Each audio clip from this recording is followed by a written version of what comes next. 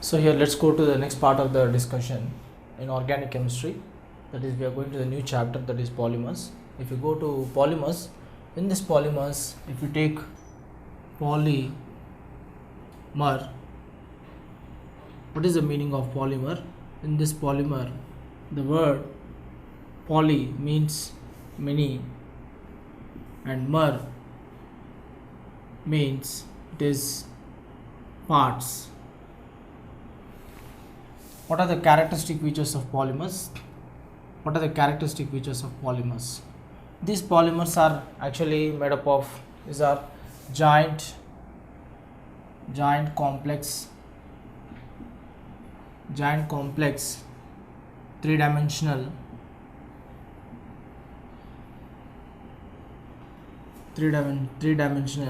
covalent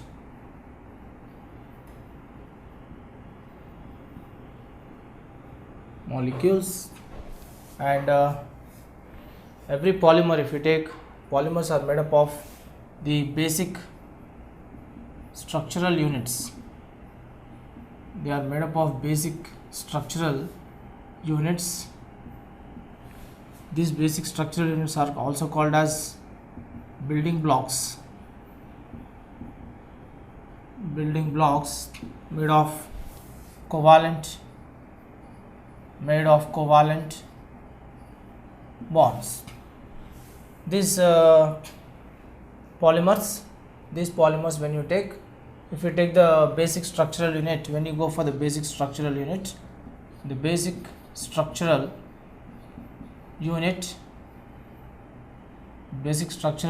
call it as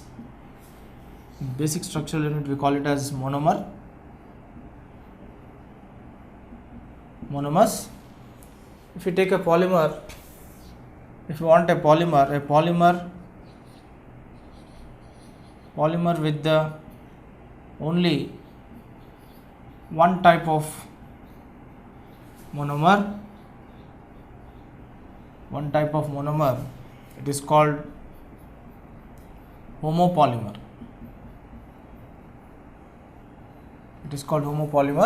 Then similarly, polymer with the two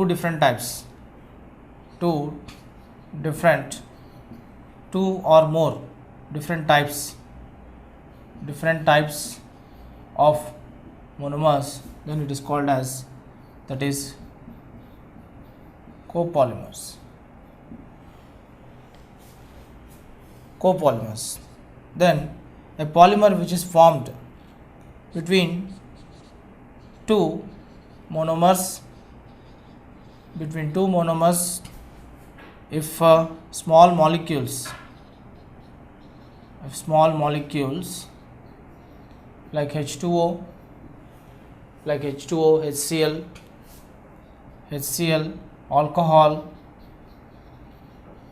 alcohols are eliminated,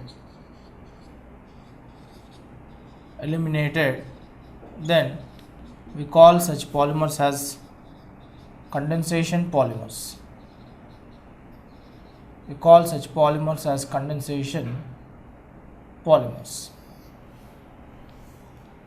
If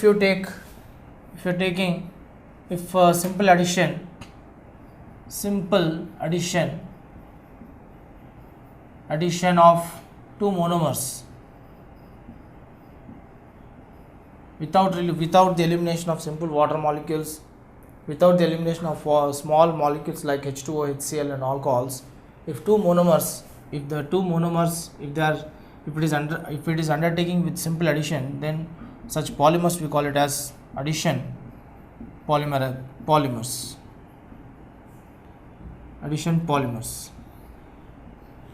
Likewise, if you take, there are naturally occurring polymers in our by nature. The polymers are of two types: synthetic polymers and natural polymers. Naturally occurring polymers, naturally occurring polymers.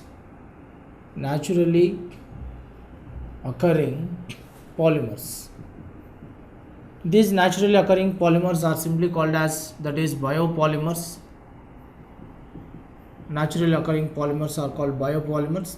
When you go for biopolymers, DNA is a biopolymer, proteins are biopolymers, RNA is a biopolymer, then amino acids,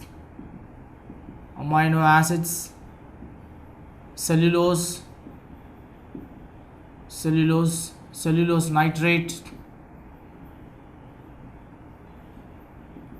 nitrate, all this comes under the biopolymers. So here, if you go to the next part of the discussion, that is classification of polymers. In the classification of polymers, we should have a little bit of understanding between the source of a polymer and the structure of a polymer. If you go to the source of a polymer, here the source of the polymers are actually classified into three types, that is natural polymers, synthetic, semi-synthetic polymers and synthetic polymers. If you go for the natural polymers, we have examples like cotton, silk, hemoglobin, proteins, rubbers and starch, etc. If you go for semi-synthetic polymers, cellulose rayon and cellulose nitrate are also the examples of the semi-synthetic polymers. And if you go for synthetic polymers, that is PVC is meant for polyvinyl chloride or polyvinyl cyanide, the nylon and terylene is also called Dacron. Here terylene is also called Dacron, it is a condensation polymer, and PVC is polyvinyl chloride or polyvinyl cyanide.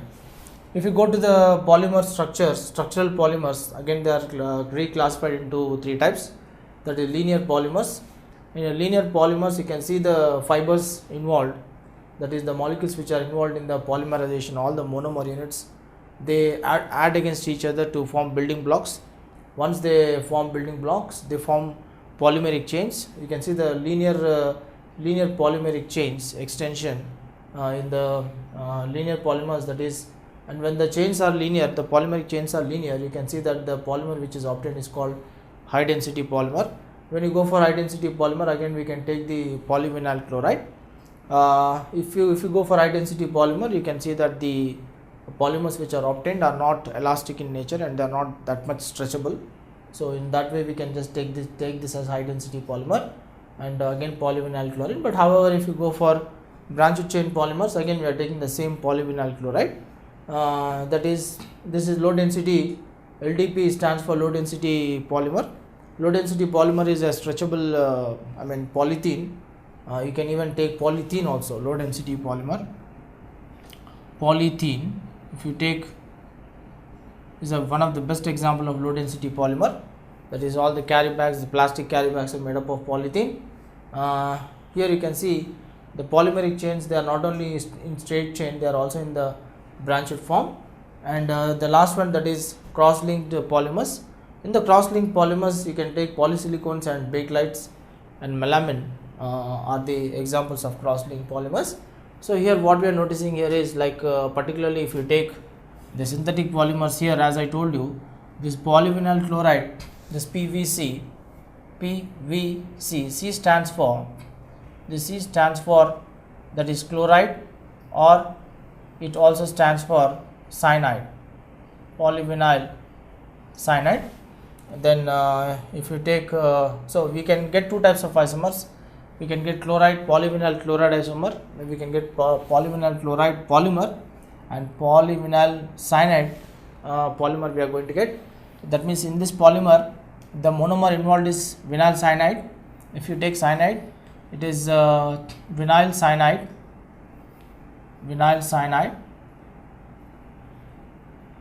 and here if you take the chloride, it is vinyl, this is vinyl chloride. So if you take vinyl chloride, then that means if it is vinyl chloride and if it is vinyl cyanide, then if you take CH2 double bond CH of chloro group, this is vinyl chloride, again CH2 double bond CH of CN, this is vinyl cyanide.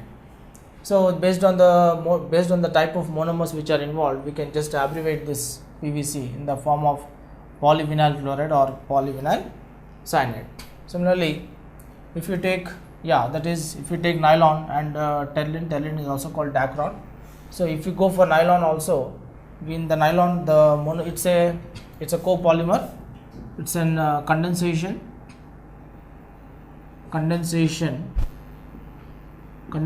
and it is a copolymer. It's a copolymer. Even Terylene and Dacron also, it has the same characteristic feature. It is condensation as well as a copolymer. And if you go for the cross-linked polymers in particular, we are saying polysilicones, bakelite and melamine. Particularly melamine is nothing but melamine formaldehyde. Melamine and formaldehyde both we use. Melamine formaldehyde polymer is nothing but the cross-linked polymer which belongs to the structural polymers. And if you go for polysilicones, here dialkyl polysilicones are actually, these are nothing but the dialkyl dichlorosilanes. We call this as dialkyl dichlorosilanes. Actually, silicon, if you take two alkyl groups, the silicon is tetravalent, so the two covalent bonds of silicon are bonded to alkyl groups and the rest of the two bonds are bonded through chloro groups. So we call this as dialkyl dichlorosilanes, are nothing but from this dialkyl dichlorosilanes we get polysilicones. Mechanism we are going to study in the coming part of the discussion. It's one of the best polymer which is cross-linked, and it is an example of polymer structure. So now let us go for the next part of the discussion, that is in the third part, that is addition polymers. If you go for addition polymers, in the addition polymers, that is monomers, simple basic structural units, which we call it as monomers, monomers add against each other, they add to form giant macro complex molecules. These are called addition polymers. Now in this there is no loss of simple molecules like water, HCl, alcohol, whatever the simple molecules are there. There is no such elimination. All the monomers, they simply add against each other to give a long extension chain like pattern, either in the linear chain or in the branching chain, depending upon the low density polymer and the high density polymer. So here this is the simple meaning of the addition polymer. And if you go for addition polymer, in the addition polymers, so take some examples, some of the miscellaneous examples of addition polymers, that is examples of addition polymers. If you take examples of addition polymers, if you take here I am taking PVC. Here when I say PVC, two terms are there. One is polyvinyl chloride, and the other one is polyvinyl cyanide. So in this polyvinyl chloride and polyvinyl cyanide, here the monomer involved is, that is CH2 double bond CH chloro group. Here again the monomer involved is CH2 double bond CH of Cl. CH of Cl. So you know very well that here one thing what you have to understand is C2H3 group is a vinyl group, and C3H5 is an allylic group.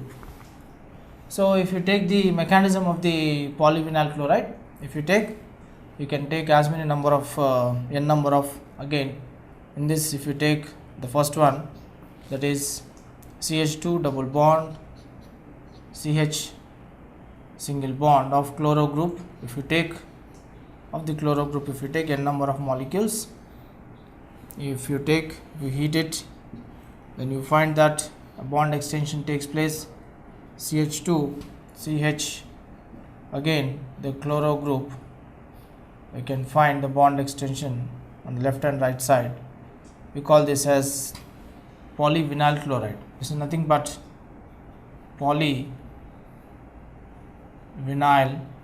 chloride. This is nothing but polyvinyl chloride. Go for the second one. If you go for the second one, that is n number of moles of CH2 double bond CH, take the cyanide group, again you heat it, you find that here, that is the bond extension takes place. The vinyl cyanide CH2 double bond CH of CH2 single bond CH of CN, we can see that there is a bond extension N, and we call this as polyvinyl cyanide. Either you can call it as polyvinyl cyanide, or you can call it as Arlon, or you can simply call it as acrylene. Acrylene.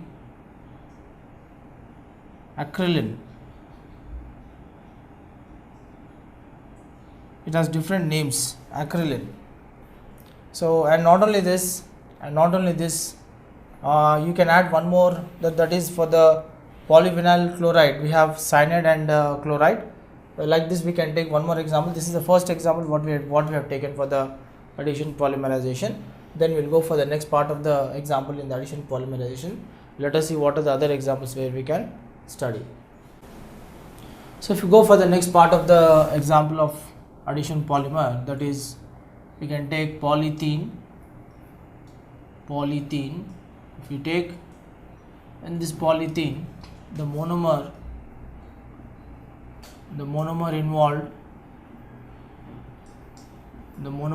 is, that is ethene molecule, ethene molecular formula C2H4, and structural formulae,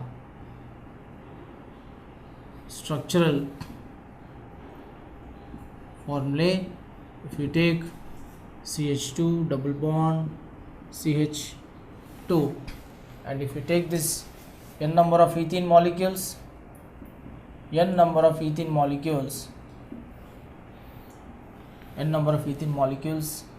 under reduced pressure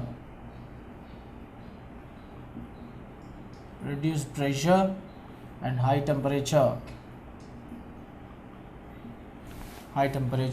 you are going to get a polymer single bond CH2 single bond. So here this is polythene. The polymer obtained is called polythene. Go for the next example, that is PTFE. What do you mean by PTFE? Here this is polytetrafluoroethylene. Polytetrafluoroethylene is the expanded form of the PTFE. So if you take, actually here how do you prepare the polytetrafluoroethylene? What we are doing here is take the ethene molecule, that is CH2 double bond CH2, and if you are going to add polytetrafluoroethylene, means if you are going to add 2 molecules of fluorine, I think this is what we can take, 3 molecules of fluorine. If you add, then you can find that here tetrafluoroethene, you are going to get tetrafluoroethene with 2 molecules of HF, hydrogen fluoride molecule gets separated. This we call it as 1, 2 1 comma 1 comma 1 1 comma 1 comma 2 comma 2 tetrafluoro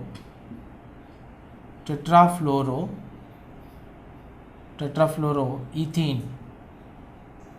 This is a kind of monomer. This is a monomer which is involved in PTFE. It's an addition polymer. It's a homopolymer, addition polymer.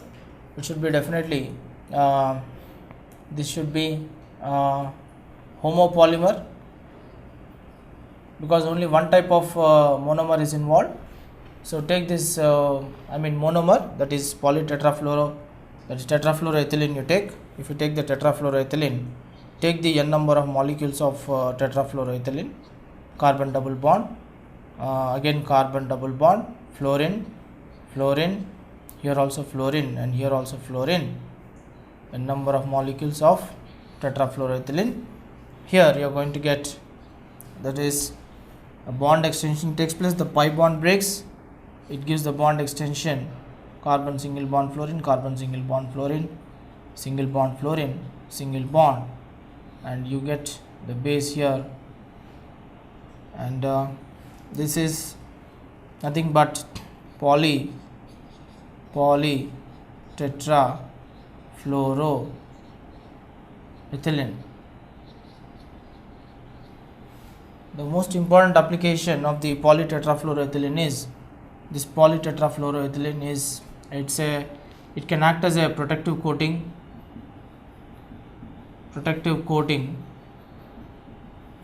on metal surfaces, which can resist high temperature, and it is anti-rust. It can also show the property of anti-rusting, and it's also used in non-stick. It's also used in non-stick pans, in cookeries, non-stick pans in cookeries. Also we can use this polytetrafluoroethylene, that is PTFE. So if you look into this polythene in particular, when we are saying reduced pressure, if you go for reduced pressure, it's around 5 atmosphere to 7 atmosphere we can take maximum, and high temperature means around 375 Kelvin to 430 Kelvin approximately, not to scale and not to exactly precisely check about the temperature, but approximate range we are trying to take here. We are taking very low pressure, and when we are taking low pressure and high temperature, optimum temperature of around 375 to 430 Kelvin, then here this is of course polythene. So here this polythene which is obtained is called high density polythene, and here the catalyst used here is Ziegler-Natta catalyst. Ziegler-Natta catalyst is used, and its composition, the Ziegler-Natta catalyst composition, if you take, that is TiCl4 plus aluminium, triethyl aluminium is the composition of the Ziegler-Natta catalyst. Titanium tetrachloride plus triethyl aluminium is the composition of the Ziegler-Natta catalyst. The Ziegler-Natta catalyst is added under the high temperature, that is optimum temperature of 375 Kelvin to 430 Kelvin, and 5 atmospheres to 7 atmospheres is the condition which we adopt, and the polythene which is obtained is called high density polythene. Likewise, we can also get the same polythene can also be obtained at low density polythene for low density polythene or low density polymer of polythene. If you take here, the condition is, that is high pressure which is equal to 1000 atmospheres to 2000 atmospheres, 1000 atmospheres to 2000 atmospheres. And when the pressure is very high, it is cross-linked. It is cross-linked its fibers, the polymeric fibers, they are not only in the linear chain but they are also branched. That is in the case of low density polymer of polythene. But in the case of high density polymer of polythene, you find only linear fibrous chains, polymeric chains are obtained. Like this, there are no interlinking between the two polymeric chains of the, that is monomers, which are involved in the high density polymer and the low density polymer. Now we will go for the next part of the, that is addition polymers. In the addition polymers, let us go for, that is poly, that is ABC. Okay, I will go with D now. In this D, polystyrene, if you take, that is in this monomer which is involved is, that is vinyl cyanide, 1-phenyl ethene. We can call this as, this is nothing but 1-phenyl ethene is the monomer which is involved in the polystyrene. And so actually this, otherwise we call it as simply, that is styrene. 1-phenyl ethene is nothing but styrene. So take the monomer units, n number of moles of the 1-phenyl, n number of moles of the 1-phenyl ethene, it participates in the polymerization. It participates in polymerization.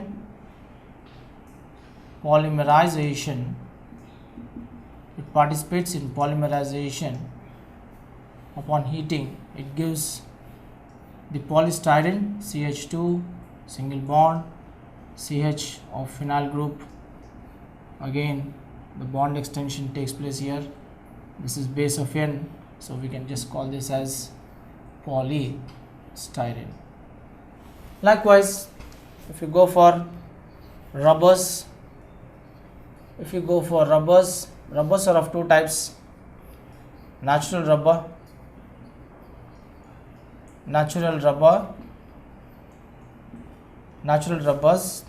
and other one is synthetic rubbers. Synthetic rubbers are these are nothing but the man-made rubbers. So when you go for synthetic rubbers, here we have two types. One is, I can take this as, here in the natural rubbers, if you go for, that is synthetic rubber, we have chloroprene, that is CH2 double bond CH single bond, again chloro group double bond CH2. This is chloroprene. These are chloroprene units. The monomers involved are chloroprene units. And neoprene CH2 double bond CH single bond, again double bond. If you take, this is neoprene unit. This is 1,3 beta diene, and this is 2 chloro 1,3 beta diene units. 2 chloro 1,3 beta diene units. So here what is happening is, when you go for the natural rubbers, these are the natural rubbers are actually, they are obtained from latex fluid, which is, this latex fluid is a white colored fluid, sticky white colored fluid, which is viscous, and it is insoluble in polar solvents, but it is soluble in non-polar solvents. This latex fluid actually it's called like isoprene units. The compound which is obtained from this latex fluid is isoprene unit. The basic monomers involved in the latex fluids are isoprene units. Actually, this latex fluid is obtained from a rubber plant called that is Havia brasiliensis is the plant, where from this plant through the bark we try to extract this fluid called latex fluid. This latex fluid contains chemically, this latex fluid contains isoprene units. When you go for isoprene units, here you can take the molecular formula of the isoprene unit. You can take it as C5H8 is the molecular formula of the isoprene unit. If you go for this isoprene unit, I think this is what you can give. If I give the bond line structure for the isoprene unit, you can see at the two extreme ends of the carbons, you can find that there is a double bond with an extension of one methyl group. So this is a methyl group, and these two extensions, they comes under the CH2 group. So therefore this is CH2 double bond CH, again carbon CH3 double bond CH2. So if you look into the total number of carbons and total number of hydrogens, here we have 5 carbons. So therefore 1 2 3 4 5 carbons, and we have 8 hydrogens. So we have 3 plus 2 5, 6 6 plus 1 6 plus 2, total 8 hydrogens are there. So this is the structural formula of the isoprene unit, which is obtained from the latex fluid, and that we call it as the natural rubber. Synthetic rubbers we have, that is 2 units. One is the chloroprene unit and the other one is neoprene unit. Here 1,3 beta-diene, this is a part of synthetic rubber. It's a man-made rubber, and in this man-made rubber 1,3 beta-diene is just, it's given only one name. It is not a neoprene, just we can read it as 1,3 beta-diene, and of course here you can just take this as, we can just take this 2-chloro 1,3 beta-diene as a neoprene unit. Here you can call it as neoprene unit. Just I am changing the name here, neoprene. You can just call this as neoprene unit. So neoprene units and 1,3 beta-diene units of the synthetic rubbers, they participate in the polymerization to give the various kinds of the chain extensions in the linear chain or in the branched chain pattern. So let us see how best we can understand the difference between the synthetic rubbers and the natural rubbers. So here if you go to the next part of the discussion, that is in rubbers, let us go for natural rubber.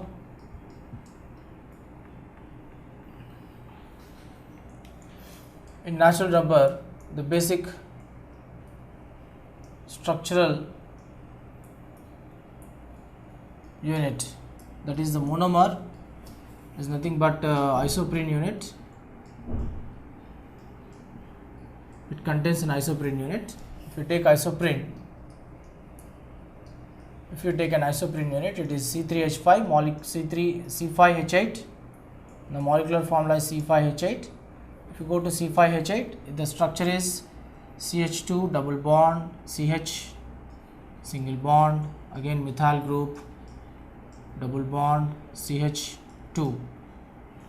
If you take, so the structure of this, the structural name IUPAC name, IUPAC name, if you take, that is 2-methyl 1,3 beta diene is the IUPAC name.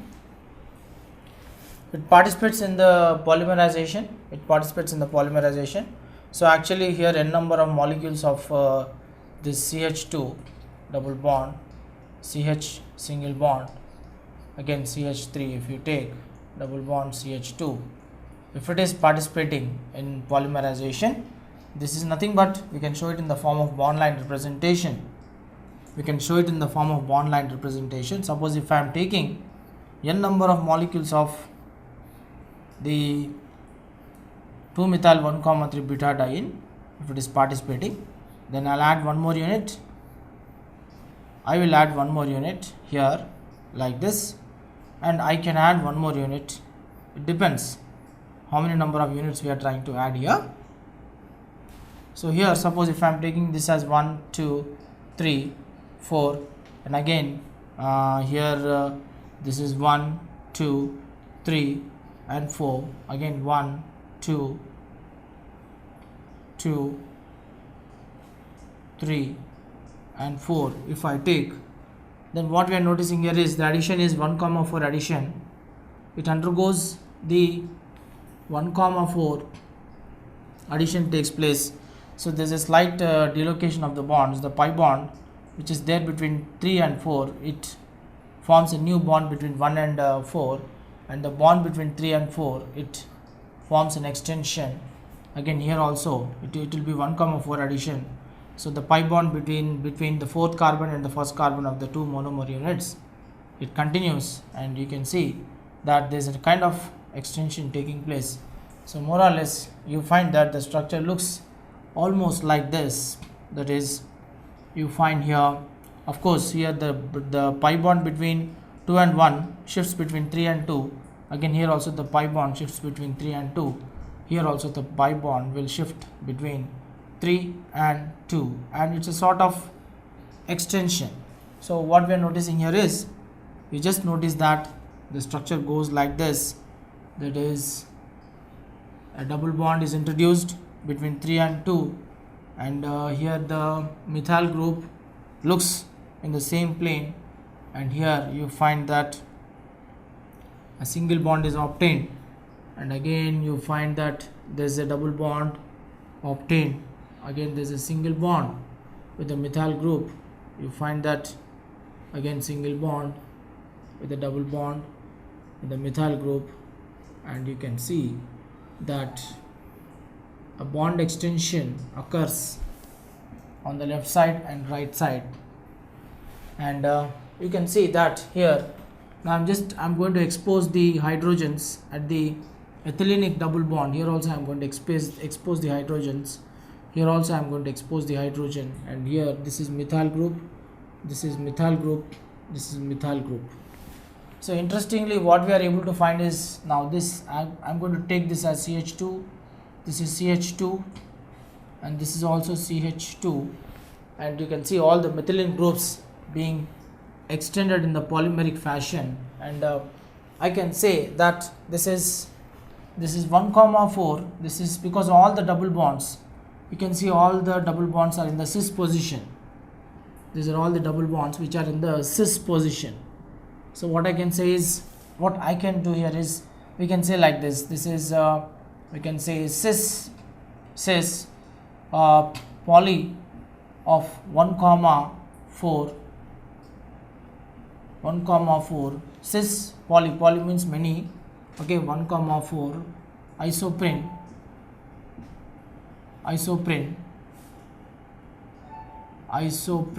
units, poly of cis 1 comma 4 isoprene units. This is a sort of cis isomer we got. It's showing the geometrical isomerism between the two. Across the carbon-carbon double bond, we can see that there is a geometrical isomerism, and you can convert this cis form of the poly 1 comma 4 isoprene unit can be converted to trans. You can just add the cis of 1 comma 4 poly isoprene unit can be converted. That is, I can take here cis of I'll put it in this way, poly cis of 1 comma 4 poly 1 comma 4 isoprene units, isoprene by adding Ziegler-Natta catalyst in the presence of TiCl4 plus triethyl aluminum chloride. If you are going to add, then you are going to get the polytrans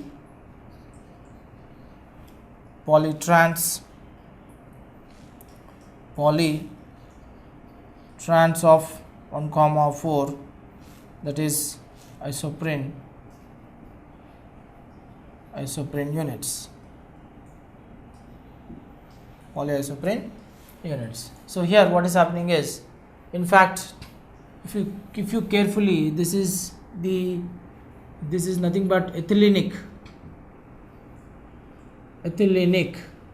double bond, and if I extend one more extension, if I give, so it contains, all I can say is, in that structure, in that polyisoprene structure, so I can just put it in this way, poly polyisoprene structures, if you take the polyisoprene structures, it contains allylic sites. It contains allylic sites. When I use the word allylic site, what do you mean by this?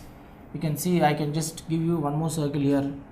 This whole thing together is an allylic. It is an allylic site, and if you go for allylic site, so that is CH2 single bond of CH, double bond of CH, somewhat like methyl substituted allylic group. This is an allylic group. These are the allylic sites, and these allylic sites are the allylic sites. The significance of the allylic sites is the addition of sulfur, vulcanization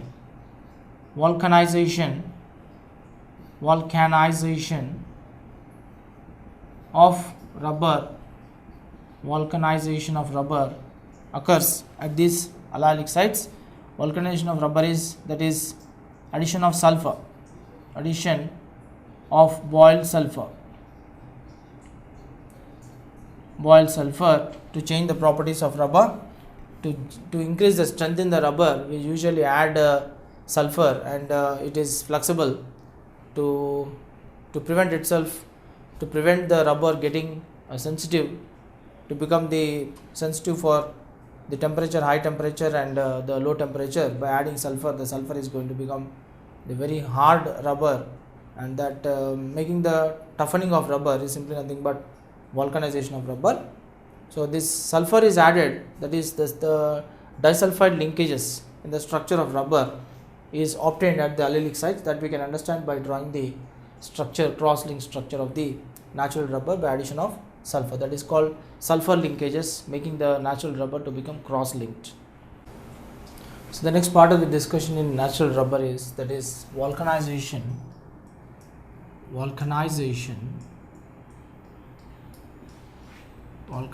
of rubber. Addition of, for a natural rubber, addition of sulfur within the limits of 1 to 3% or 3 to 10%. Two limits we are supposed to take. It leads to heating, it leads to vulcanized rubber.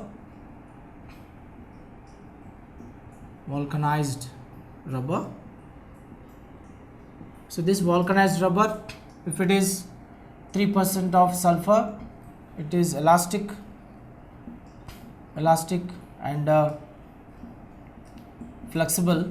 We get, if you are adding, that is 10% of sulfur, it becomes hard and tough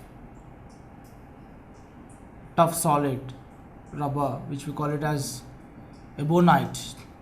Ebonite is one of the toughest form of the solid rubber which we take.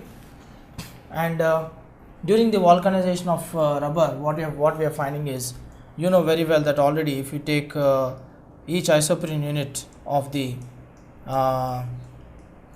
if you are going to take, what you are noticing here is like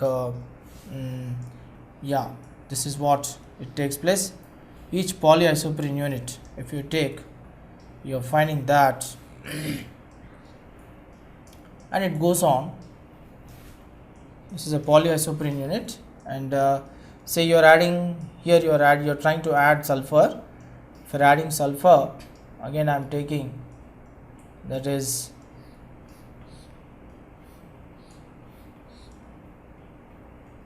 so here I am taking a double bond, and again here also I am taking a double bond, and it's a kind of the extension taking place.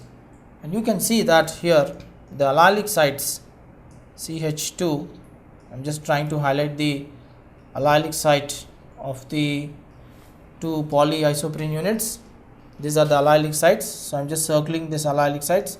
Here you can find one allylic site, and here also you can find one allylic site. Of course, methyl substitute allylic sites. These are the allylic sites ready for substitution of, ready for addition of sulfur. If you add sulfur, n number of molecules of sulfur when you are going to add, then you find that automatically the link goes like this, the cross linked rubber. The double bond is not disturbed, but however you find that here, that is, so this is how it takes place. You find a new disulfide linkage occurring,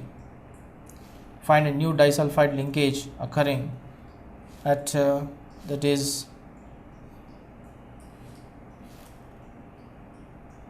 you can see the extension, polymeric chain extension, and you find here, that is, here you are finding, so here you are going to find the extension keeps going.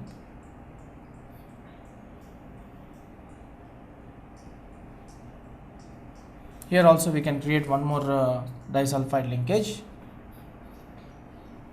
So this is something like the disulfide linkages. These are the disulfide. This is also methyl group. These are the disulfide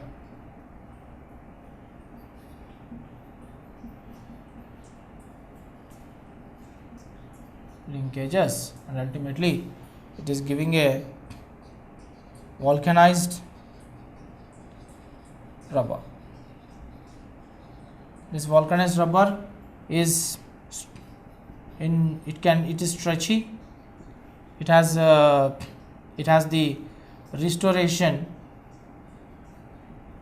It has the restoration forces because of the availability of the hydrogen bonds and the van der Waals forces.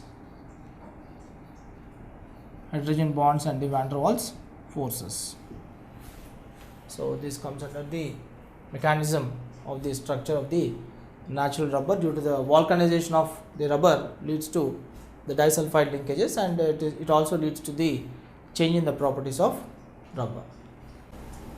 Now let us go for the next part of the discussion, that is synthetic. If you go for synthetic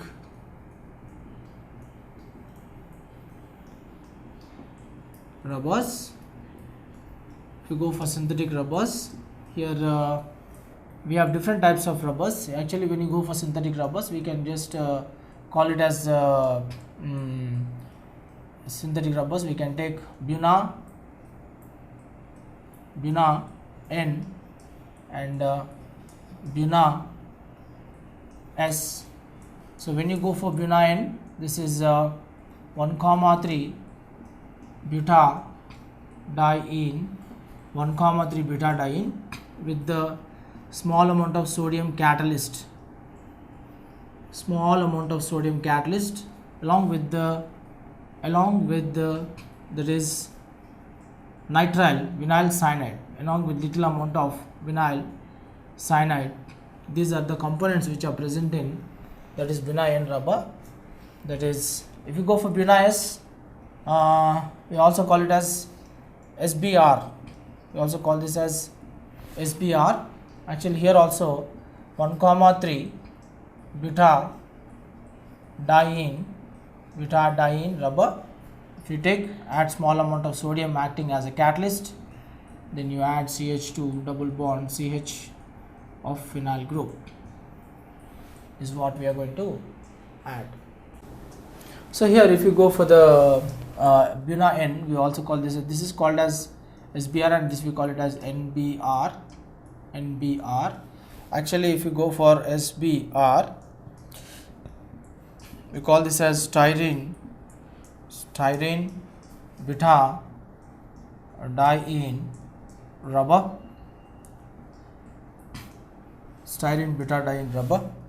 Then NBR, if you take this is we can take nitrile.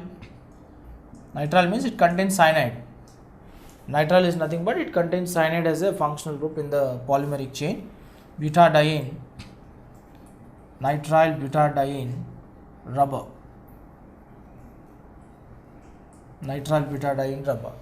So what we are noticing here is, if you want to prepare all these rubbers, if you want to prepare the Buna-N rubber or Buna-S rubber, both these rubbers if you want to prepare, then compulsory the basic monomer which is involved here is, one more thing is, that is we need to get the polybutadiene. If you want to get polybutadiene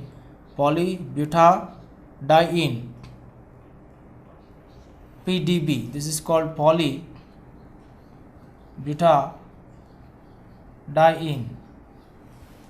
polymer you need to get. So for that purpose what we are going to do here is, like suppose if I am taking say n number of molecules of 1,3 butadiene, if I am taking, this is 1,3 butadiene, if I am taking, then you are going to get the polymers, that is again 1 2 3 4, again 1 2 3 4. If I take, then the pi bond is introduced between the first and the fourth carbon. Again we can see that the bond between first and second carbon is introduced between, the double bond is introduced between second and third carbon. The same thing happens here also. So therefore you get a new structure. It goes like this, that is the bond extension takes place, and here you find a double bond between 3 and 2. Again a new bond is introduced between the first and the fourth carbon, and the sequence goes on like this, and you find that here this is something interesting polymer we got. So this is 1,3 butadiene units, this is 1,3 butadiene units are involved in polymerization. They add against each other, and this we are going to get it as, that is 1,4 polybutadiene or simply polydiene I can say. Of course number of carbons are 4, and this take this 1,4 butadiene and we can subject it to different polymeric forms. So now let us go for, in the synthetic rubbers, let us go for, that is Buna-N. Let us prepare Buna-N synthetic rubber. So here what I am doing here is, I am taking the 1,3 butadiene CH2 double bond CH single bond CH double bond CH2. I am taking a number of molecules of 1,3 butadiene plus n number of molecules of vinyl cyanide. If I am taking, adding little amount of sodium as a catalyst, then here you are going to get, the structure looks like this. Here the bond is going to form between the two CH2 groups, and one of the CH2 group, so here the one bond shifts between CH, and one of the bond moves out of the monomeric unit, and a new bond is introduced between the two CH2 groups. So what I can notice here is, that is CH2, one bond extension you can give here, and this you can see one double bond is being introduced between the two CH groups. Again CH2 single bond, CH2 single bond, again CH of cyanide, a bond extension takes place, and this is base N polymeric form. So this is going to become the polymer which is obtained here, and this is, that is vinyl cyanide. This is vinyl cyanide, that is Arlon or simply vinyl cyanide we are taking, and here this is 1,3 butadiene. Because the two monomers are different, this Buna-N is definitely, it is definitely addition with the a copolymerization. addition copolymer. It comes under the category of addition copolymer, and here the polymer obtained is nothing but that is Bina and rubber. So Bina and rubber preparation is completed. Go for B, Bina S. If you go for Bina S, everything is same except for, again here also it's an addition polymer. It's an addition polymer, addition copolymer. If it is addition copolymer, you find that take the n number of molecules of 1,3 butadiene, CH2 double bond, CH single bond, CH double bond, CH2, 1,3 butadiene, 1,3 butadiene, and again add n number of molecules of vinyl, 1 phenyl ethene. This is styrene, and you add little amount of sodium acting as a catalyst. Small amount of sodium is acting as a catalyst. So here the structure is same almost, single bond CH2, given extension single bond CH double bond, CH again CH2, again CH2 of CH single bond, take the phenyl group, take a bond extension, and this is going to be the base n times, and the polymer which is obtained we call it as Bina S polymer. So in this way we are able to prepare both the Bina N polymer. N stands for nitrile functional group. Nitrile means that is cyanide functional group. S stands for styrene. Styrene stands for that is phenyl group. So phenyl group. Bina, Bu means 1,3 butadiene. Bu means 1,3 butadiene. Here also Bu means 1,3 butadiene. Here Na is the sodium catalyst. Here also Na is the sodium catalyst. So in this way we have successfully prepared both the Bina N rubbers and as well as Bina S rubbers. Both are synthetic polymers. So the next part of the discussion here is that is category 4, that is condensation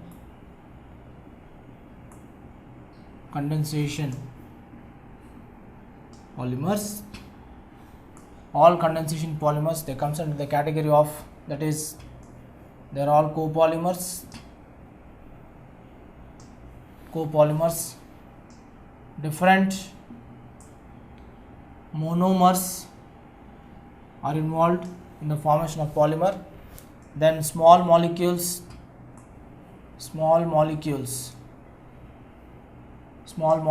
like H2O, HCl, alcohol are eliminated. One of the famous examples of the condensation polymers are examples. If you take that is number 1 nylon 6,6, the monomers involved are CH2OH, single bond CH2OH plus hexamethylene diamine,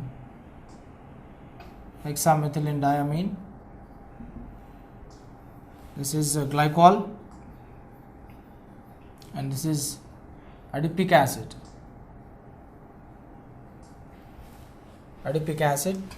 Then second one is nylon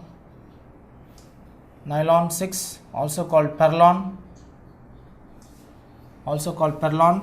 and of course here it's an exception.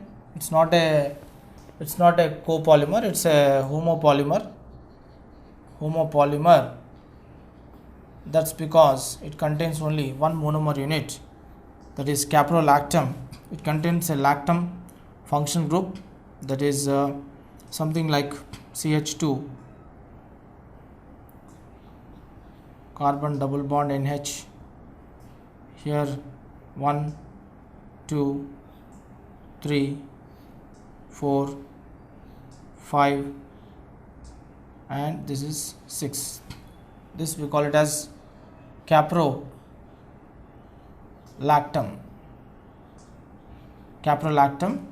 And this is this C double bond O NH. This is lactame group, also called as amide group, or we can call it as a peptide bond is involved, nylon 6. Then go for, there is PET, this is polyethylene terephthalate,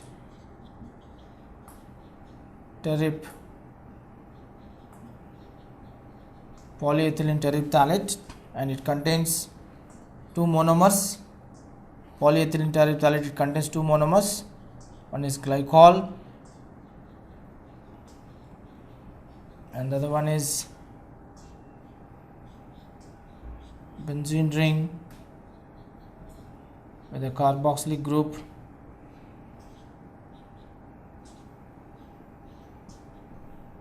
This is terephthalate. Also this PET, we can also call this as, that is pteryline or dacron, and it comes under the category of polyesters.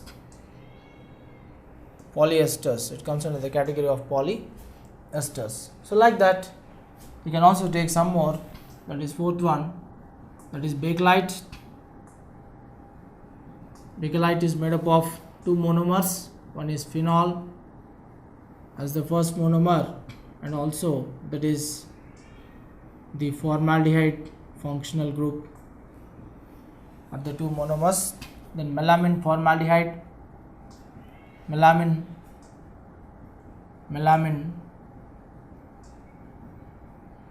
resin. Melamine, if you take, it contains two structures, that is N,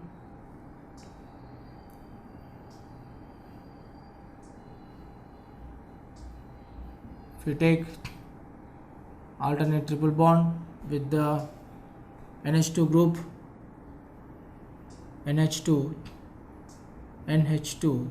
and again NH2, this is melamine, and also we are adding formaldehyde group for this.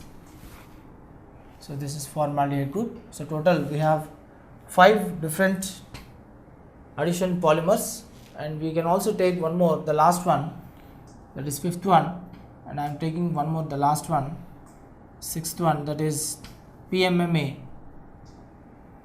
This PMMA we call it as methacrylate,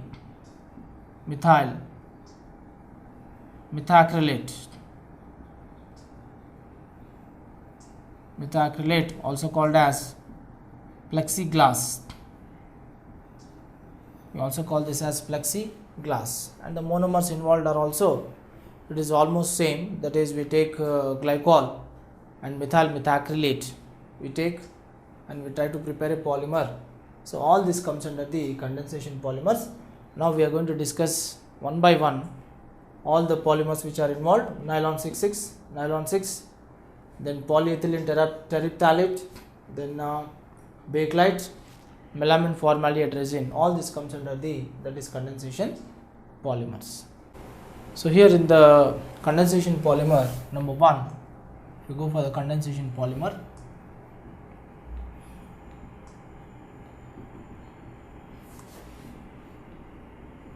In the condensation polymers, first one, that is nylon 6,6. In this nylon 6,6, what we can do is take the glycol CH2, single bond CH2, take the OH group, n number of molecules, again take the OH group, and for this you add n number of molecules of hexamethylene diamine. So NH of H of CH2 taken 6 times of NH of H, if we take, then what we are noticing here is, that is, here you can remove one molecule of water, and here also you can remove one hydrogen, and here you can remove one OH group. So therefore minus 2n number of water molecules if we remove, then this is what we are going to get: single bond CH2. Again, if you take NH CH2, taken 6 times of NH, so you get over here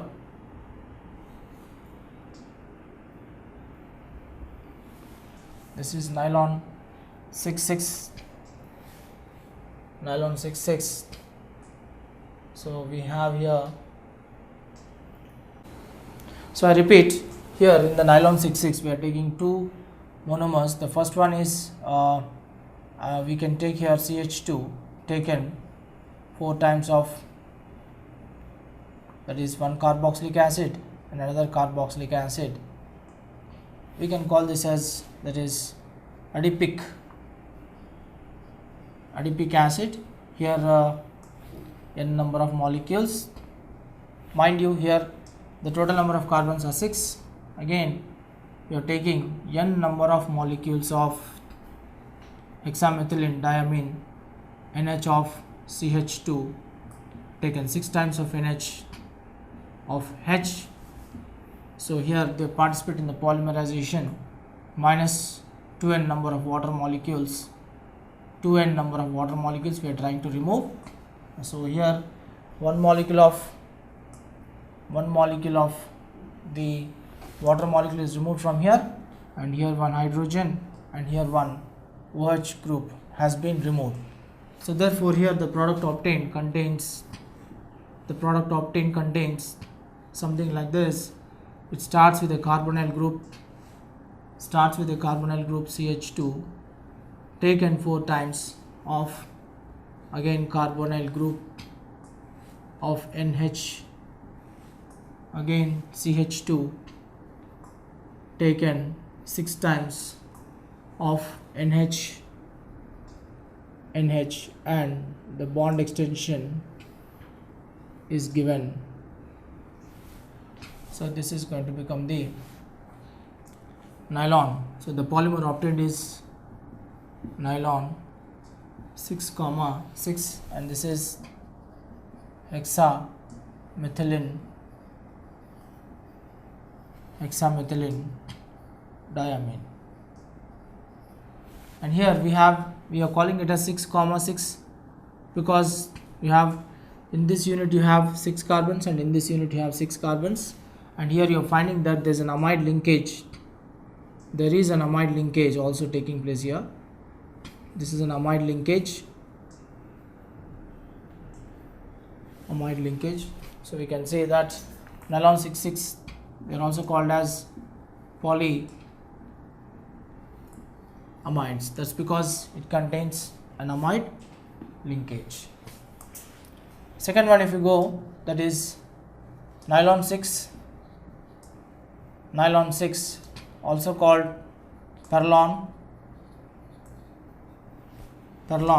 6, we call it. So the monomer involved is caprolactam. So here I am going to take CO and first carbon, second carbon, then I can take the third carbon, fourth carbon, fifth carbon, and of course we have one NH group is also there. 1, 2, 3, 4, 5, and one more we can get, that is 6. So 1, 2, 3, 4, 5, 6 is there. So here this is caprolactam, n number of molecules, caprolactam. So this is the lactam group. So you subject it to hydrolysis, then we are subjecting it to hydrolysis, the chain breaks and it gives the individual group is formed, that is total number of carbons 1, total number of methylene groups 1, 2, 3, 4, 5. So first what I am going to do here is like CH2 taken 5 times, CH2 taken 5 times of, here I can take, that is NH2, and you get a carboxylic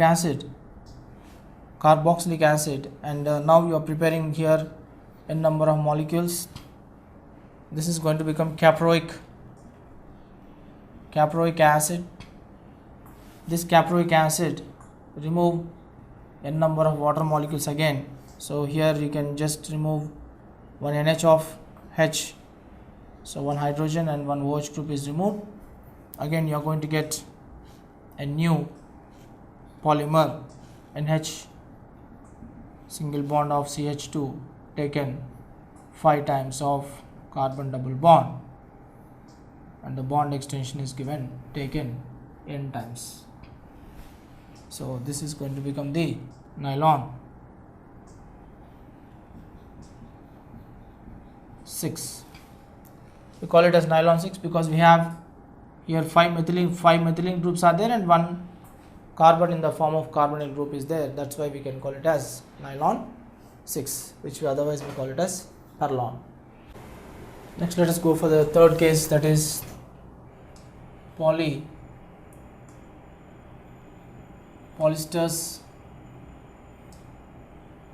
If we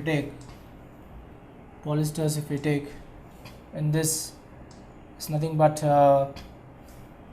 pterylene or dacron or PET, polyethylene terephthalate. So here what we are doing is we are taking n number of molecules of the glycol, we are taking. This is glycol, and n number of molecules of, this is terephthalic acid,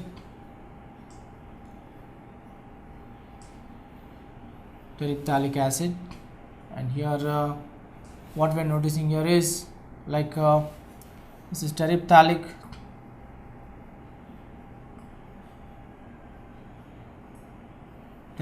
acid.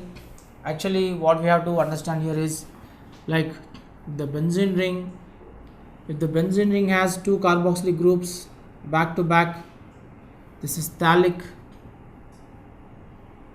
acid. If the benzene ring has carboxylic acids alternate,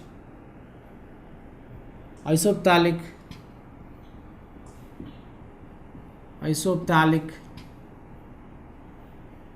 acid. And if the benzene ring is having alternate, this is 1 and this is 4, then we call this as terephthalic acid. So here it is very interesting to note that you can just remove one molecule of water from here, remove one hydrogen from here, and remove one OH group from here. So this will result in minus 2n number of water molecules, and you get over here, that is CH2, OCH2, CH2 of single bond of the benzene ring with again one carbonyl group extension. We are calling it as polyester. So in the structure you must find a ester linkage. So I can say that this is where you are able to find the ester linkage. This is a sort of ester linkage. This is the ester linkage in the isomer. So therefore this is going to become, that is polyester or pterylene or dacron.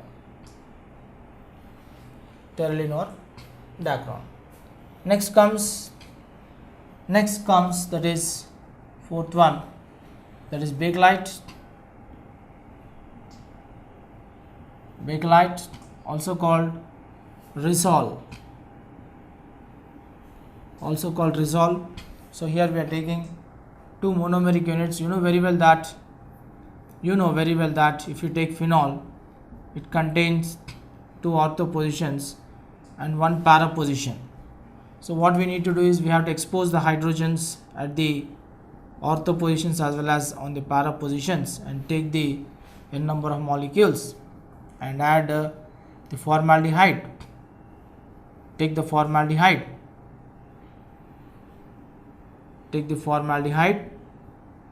and you subject it to polymerization. You find that here it can form a linear chain or it can form a cross chain linkage. So obviously what we can do here is, that is, take the phenol, take the hydrogen, and here you can add CH2 double bond O plus again hydrogen CH2 of OH, again H of double bond CH2, again single bond. So we can just go on adding. So when you add, we can get the one molecule of water can be removed here. Here also one molecule of water can be removed, and hydrogen, you take it here, benzene ring, take the benzene ring and add the OH group, and it continues. You can see that we can remove one molecule of water in this pattern. Here also we can remove one molecule of water in this pattern, and you can see that there is a methylene bridge which is operating in the formation of the bakelite.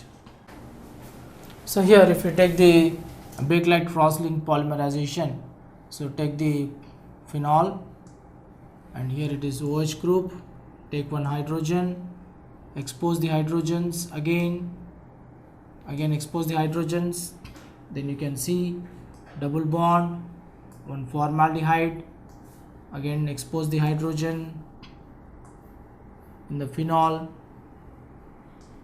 OH group, take one hydrogen, again you take one hydrogen and one hydrogen, take the formaldehyde, hydrogen, it continues,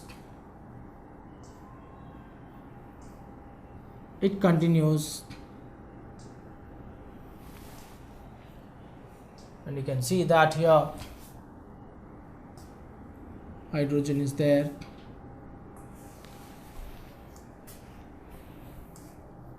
It can also attack the para position, and here also you can add one methylene group.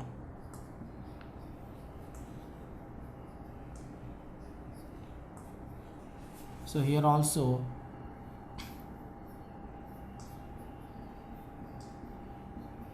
you can add one methylene group. So what you are noticing here is, you can see one molecule of water is being eliminated. Here also one molecule of water being eliminated. It's being eliminated, and this is in number of molecules minus n number of molecules of water being eliminated. So you get the structure something like this. OH off, you can see the methylene bridges at the ortho position as well as at the para position. Methylene bridges are obtained at the ortho position as well as at the para position.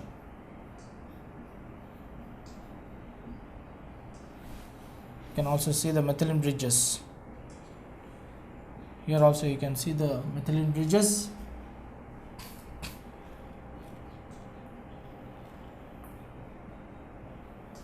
You can find the methylene bridges here also, and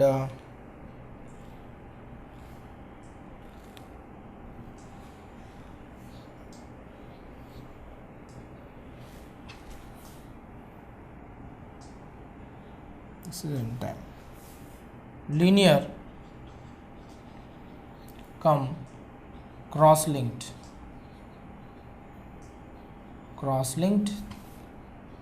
polymeric phenol formaldehyde, which we call it as the bakelite. Phenol formaldehyde, which we call it as the bakelite. So here next part of the discussion in polymers is, that is, in addition polymerization,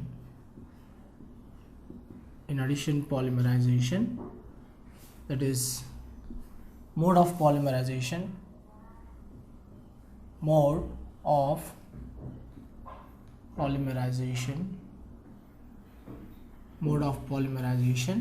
in this mode of polymerization we have that is chain growth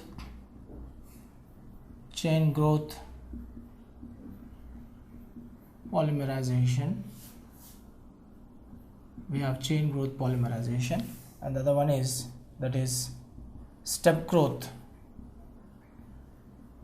polymerization.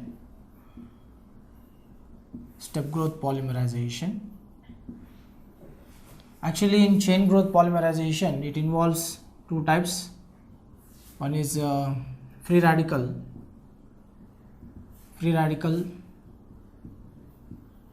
polymerization mechanism, and cationic polymerization mechanism. And step growth we can take, that is anionic polymerization.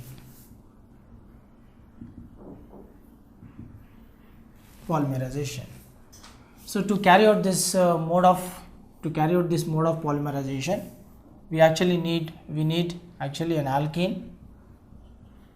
alkene, comma chain initiator,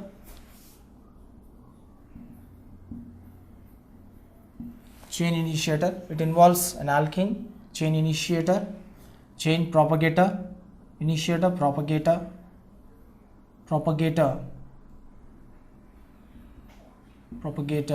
and termination.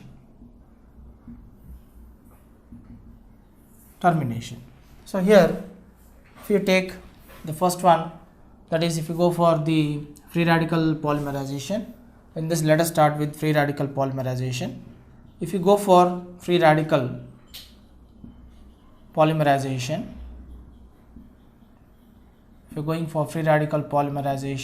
we take a free radical in the presence of sunlight acting as catalyst. That is, we can take benzoyl peroxide, take the benzene ring and attach the peroxide. This is benzoyl group with a peroxy bond, benzoyl peroxide. This is benzoyl peroxide, it has one peroxy bond. You can see the box here which I am trying to show. This is the peroxy bond, benzoyl peroxide in the presence of H mu. Let this be step 1, formation of free radical. So immediately homolytic fission takes place, the bond breaks symmetrically between the two oxygens of peroxy bond. So immediately you find that here you get benzoyl oxy free radical. We are going to get 2 molecules of benzoyl oxy free radical. We are going to get So you getting two free radicals. Two free radicals. We call this as benzoyl oxy free radical.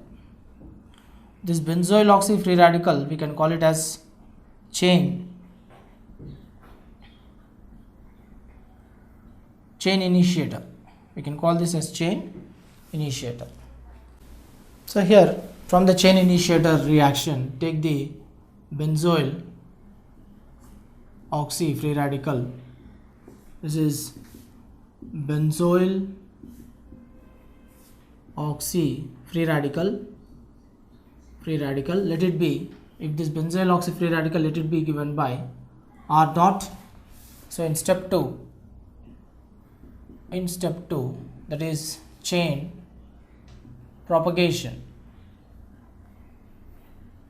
If you take this R benzoyl oxy free radical, it is treated with ethylene or ethene, it is going to give, that is RCH2 single bond CH2.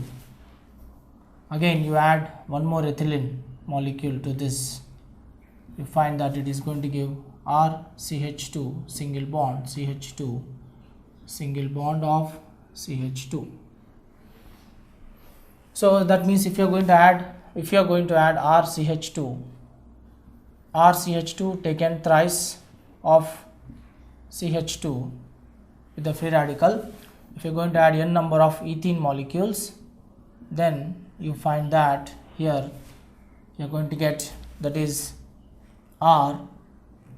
RCH2 taken thrice of CH2 single bond CH2 of n times.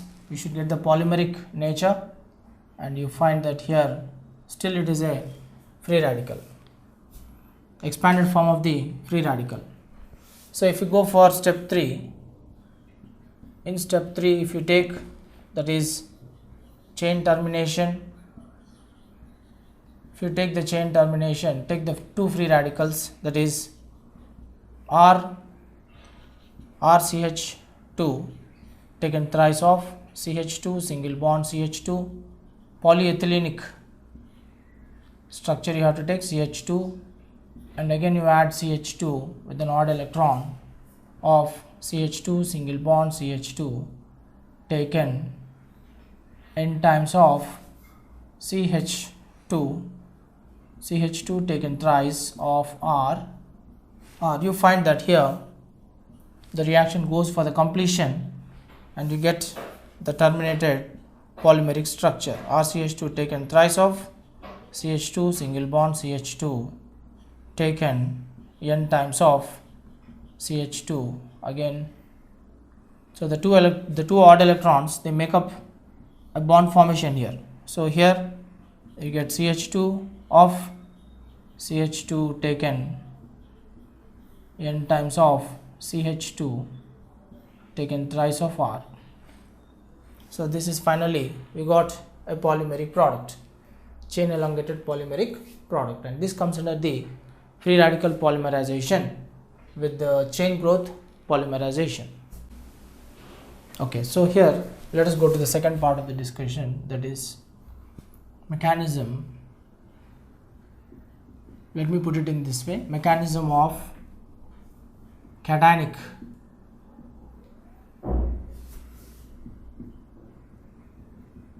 polymerization. Mechanism of cationic polymerization. So here if you take like for the need of in step 1 for chain initiators, if you take chain initiators, you can take the examples of Lewis acids. You can take Lewis acids like HF, H2SO4, AlCl3, SiCl4, etc. The best choice is take the sulfuric acid. In the sulfuric acid, in the chain initiating, in the step 1, that is take the sulfuric acid, H2SO4, upon dissociation it gives one proton and one bisulfite ion. So take this proton and you can just take the ethylene molecule or ethene molecule, and now you can add the proton. You're going to get a primary carbocation, CH3 single bond CH2. This is a primary carbocation. Take this primary carbocation and again you add one more number of molecules of CH2 double bond CH2. So you're going to get here CH3 single bond CH2, CH2 of CH2, that is 1 2 3. Yeah, here we are going to get, still it is primary carbocation, but you find that the number of carbon atoms have been increased in the straight chain pattern. Now for that, all this comes under the chain initiators. Then you can go for chain propagation. Step 2, take the chain propagation. Take the chain propagation. In the chain propagation, CH3, CH2, CH2, single bond, CH2 plus primary carbocation. You add n number of molecules of ethylene or ethene molecules. You find that here CH3, CH2 taken twice, CH3, CH2 taken twice, or CH3, CH2 taken one times of CH2, CH2 single bond, polymeric, again CH2 single bond, CH2 plus. Still it is in the carbocation stage itself. Now go for step 3. In step 3, this is called chain termination. In the chain termination, immediately you take CH3, CH2, CH2 taken n times, CH2, ethylenic polymeric n times, CH2. Now this CH2, which contains two hydrogens besides the carbocation carbon, the next carbon is taken as the alpha carbon. That carbon, it contains two hydrogens, so one of the hydrogen I am exposing with CH single bond CH and again CH2 with one positive charge retaining the carbocation. And now you can use bisulfite ion. Take the bisulfite ion, and here this bisulfite ion, between the CH and H, one of the bond will migrate towards the CH of CH2, and this proton gets separated by taking away the positive charge. So you are going to get here the final terminated product, CH3 single bond CH2, again CH2 single bond CH2, polymeric n times of CH double bond CH2 plus H2SO4. So we got an polymeric alkene, that is polyethene we got. And so therefore here it is very clearly understood that in cationic polymerization we have 3 steps. In step 1 it is called chain initiation, in step 2 it is called chain propagation, and in step 3 it is called chain termination, and finally we got a polymeric alkane. So this comes under the cationic polymerization. So here let us go to the third part of the discussion here, that is anionic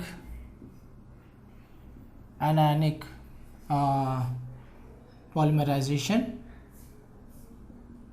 Anionic polymerization. In the anionic polymerization, it's a step growth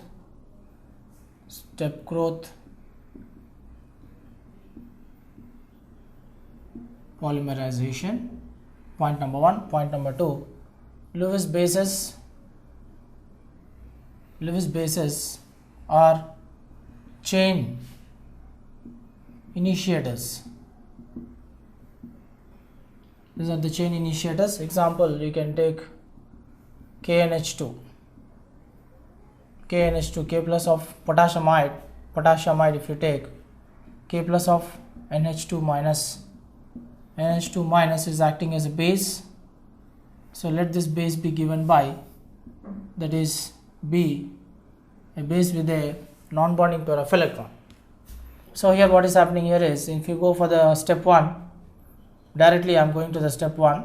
In step 1 what I am doing is chain initiators chain initiators.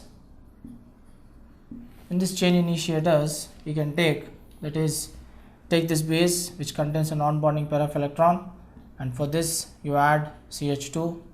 So the base will try to attack one of the methylene group of ethene molecule, so the pi bond electron will shift to the other carbon. So immediately you find a base with this non-bonding pair of electron. It forms a new covalent bond between CH2, and the negative charge is restored on another carbon. So again you can go for one more addition of ethylene molecule. So here you get one more extended chain, BCH2 single bond CH2, single bond CH2 of CH2 minus with the non-bonding pair of electron. Now take, this is chain initiator, go for chain propagator.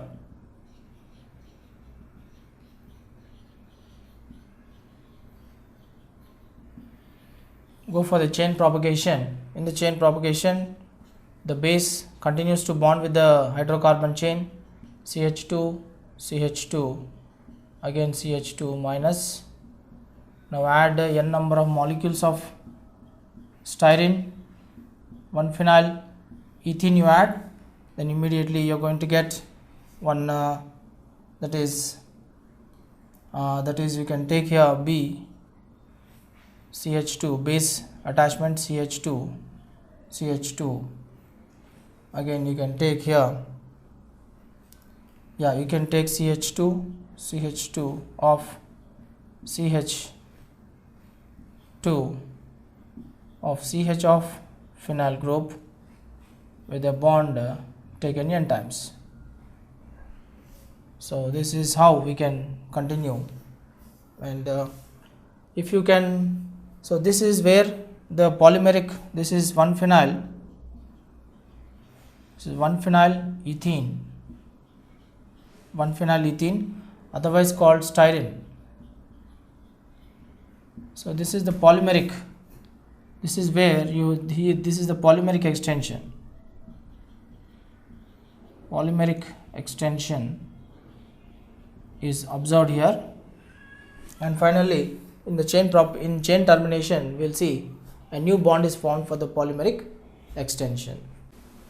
So here if you look into the chain propagation, interestingly here I'll just taken twice, and this is polymeric extension, and interestingly for anionic polymerization, that is non-availability of chain termination step is not possible, or it is absent in the case of anionic polymerization. So in the anionic polymerization we have only two steps, one is chain initiator step and the other one is chain propagation step.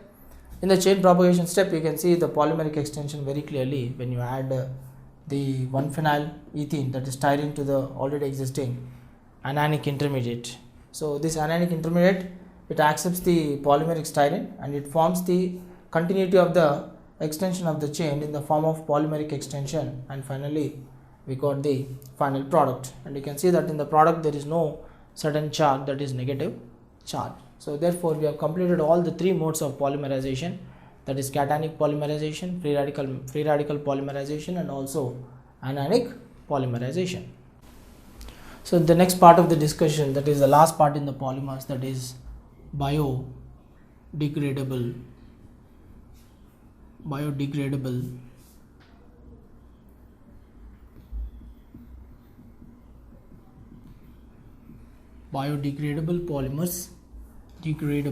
polymers. So here these are nothing but biodegradable polymers, are nothing but these are aliphatic polyesters. This may be aliphatic polyesters, or this may be aliphatic polyamides. These biodegradable polymers, they readily biodegrade through enzymatic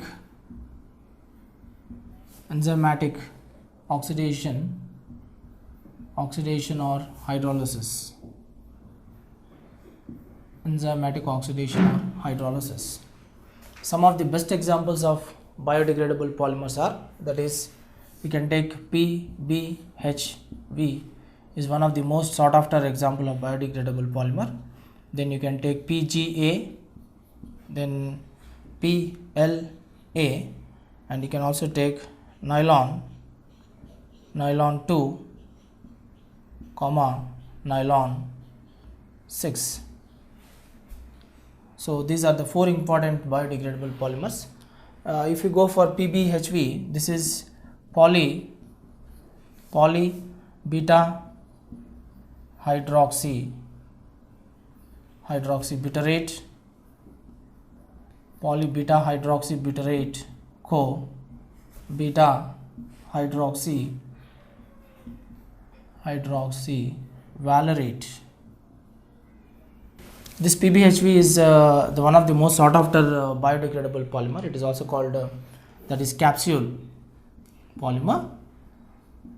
Capsule polymer. It is also used in that is orthopedic drug. It is used in orthopedic packing of drug. This PBHV, when we consume it in the form of capsule, this capsule readily it dissolves in our stomach, and it tries to give the necessary action at the necessary areas wherever it is supposed to function. And PBHV, that's why sometimes it is also called as capsule drug. Then if you go for PGA, it is called polyglycolic acid. PLA, polylactic acid. And this nylon 2 and nylon 6 also, it's a biodegradable polymer, but here we take alpha amino acid, NH2 single bond CH2 COOH, and we have that is NH2 caproic acid, NH2 CH2 taken 5 times of COOH. This is alpha amino caproic. Together, when you condense these 2 amino acids together, we get the nylon 2 and nylon 6 biodegradable polymer. So now let us see how best we can prepare, that is PBHV. If you go for PBHV, if you are going for PBHV, it is made up of 2 different, it's a copolymer, and it undergoes condensation polymerization, and because we are saying that poly beta hydroxybutyrate, so what I am going to do is I am going to take one carboxylic acid, and here at the alpha position, this is CH of OH of CH3. This is beta hydroxy. So this is alpha and this is beta. So this is beta hydroxy butanoic acid. This is one polymer, and the other one is CH3 CH of CH 1 2 3 4 5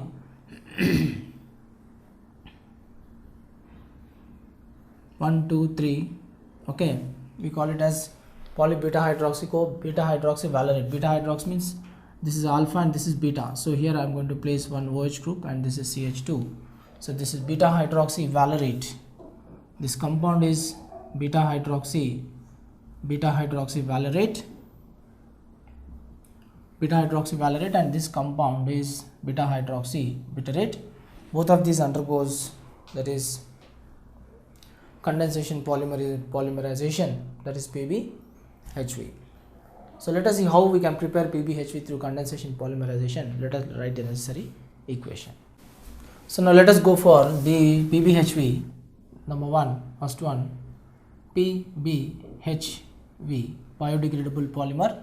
We take 2 monomers, that is we can take carboxylic acid with the CH2, again CH2 CH2CH of OH of CH of OH of CH2 of CH3. N number of molecules. Again you add OH of CH of CH2 CH3 CH2 of carbon double bond of OH, n number of molecules.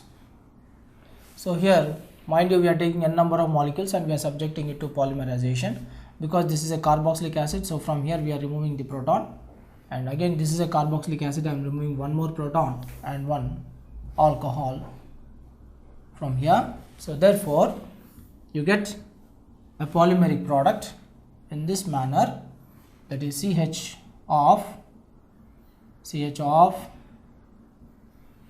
bond extension CH2 CH3, again CH2 of carbon double bond oxygen, again O of CH of CH2 of CH3 of CH2 of carbon double bond oxygen O,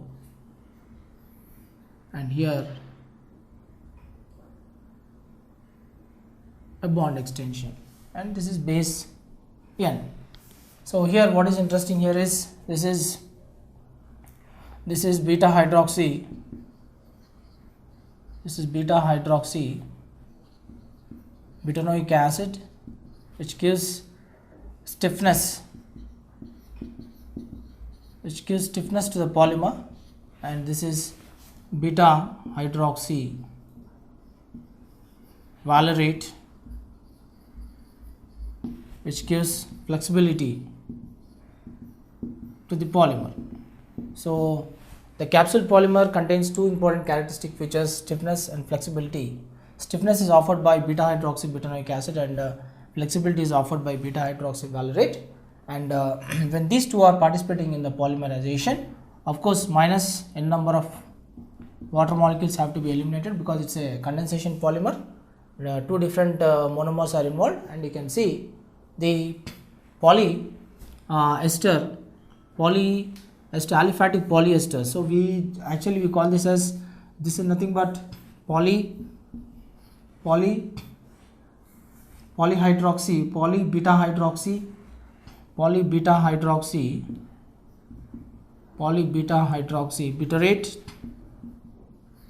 butyrate co beta hydroxy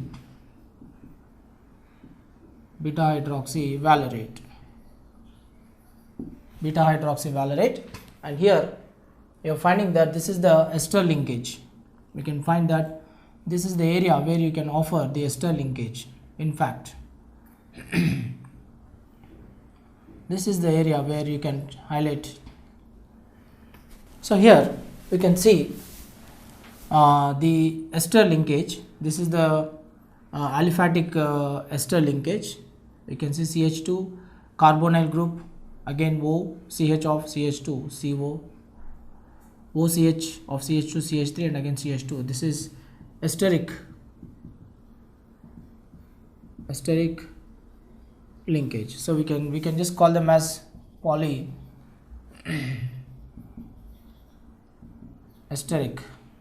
in nature. So this is one of the important aspects which you have to keep it in your mind for the PBHV drug, biodegradable polymer. So second one, if you go for PGA monomer involved is glycolic acid.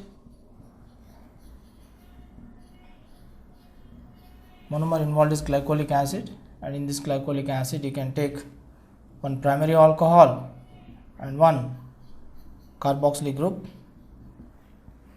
This is the glycolic acid, which is optically inactive, and because only one type of monomer is involved, we can say that this is going to form a homopolymer.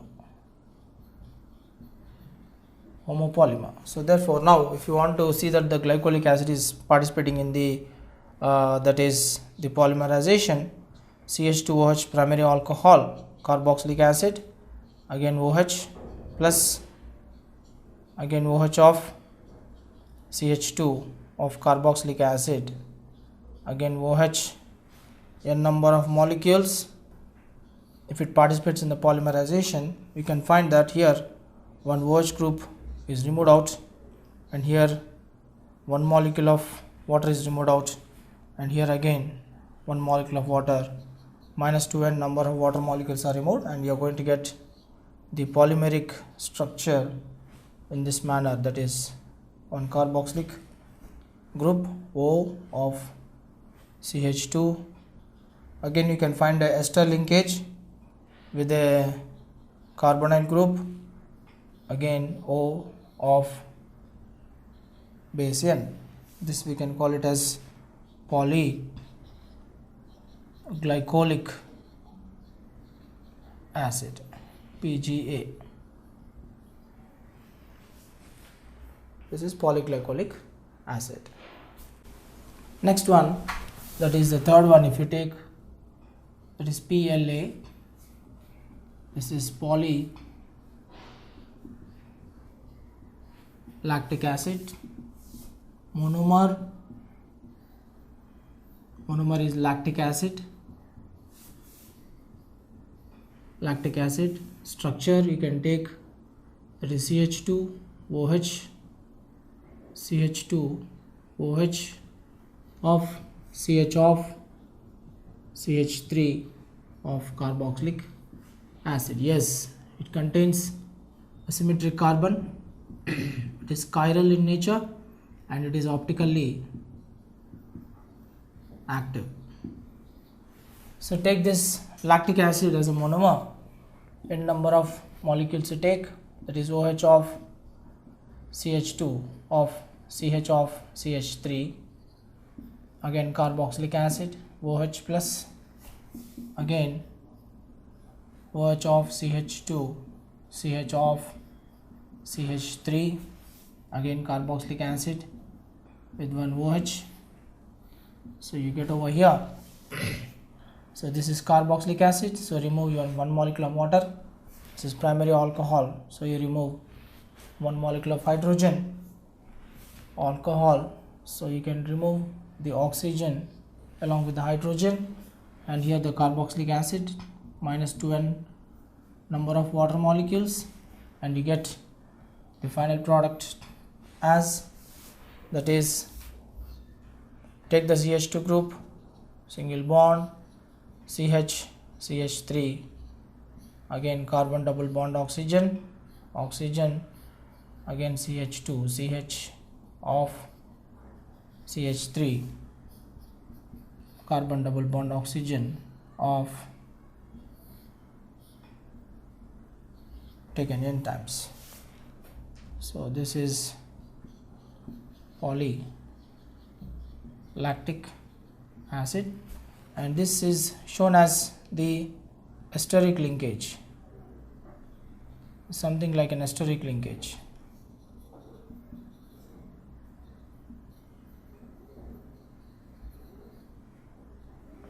So therefore this lactic acid, aliphatic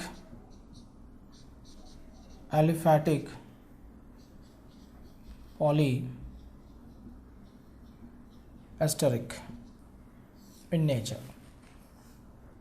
So this is how we can prepare the PLA. And the last one, we can go for the last one, that is nylon 2 and nylon 6 also we are going to finish off. And this is something about the polylactic acid. So the last part of the biodegradable polymer, that is nylon 2, nylon 6. If you take, it's a biodegradable polymer, it's a biodegradable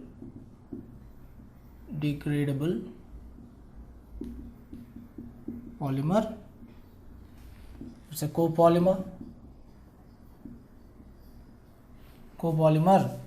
If it is a copolymer, then it contains NH2 single bond CH2 of COOH.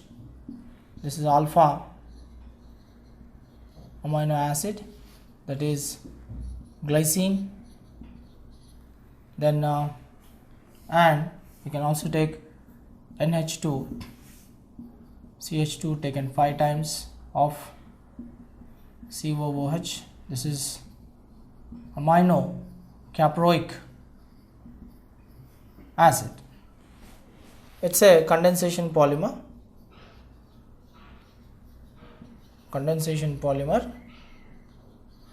And also step growth polymer. So here if you take the take the two monomers, H of NH single bond of CH2 carbon double bond oxygen of OH plus again H of NH of CH2 taken 5 times of carboxylic acid of OH. If you take n number of molecules, then you can get here remove one molecule of hydrogen, one hydrogen atom, and remove one OH group from the carboxylic group, and here one OH group from the carboxylic group. So you get over here, that is NH CH2 carbon double bond oxygen, NH again CH2 taken 5 times of carbonyl group, base n times of. So this is a polyamide of, that is nylon 2 nylon 6, because here we have 6 carbons, 5 methylene groups and 1 carbonyl group, 1 methylene group and 1 carbonyl group. That's why we can call it as the nylon 2 and nylon 6. And this is the amide linkage. So this is going to become the amide linkage, also called peptide bond. So this comes under the nylon 2 and nylon 6 biodegradable polymer.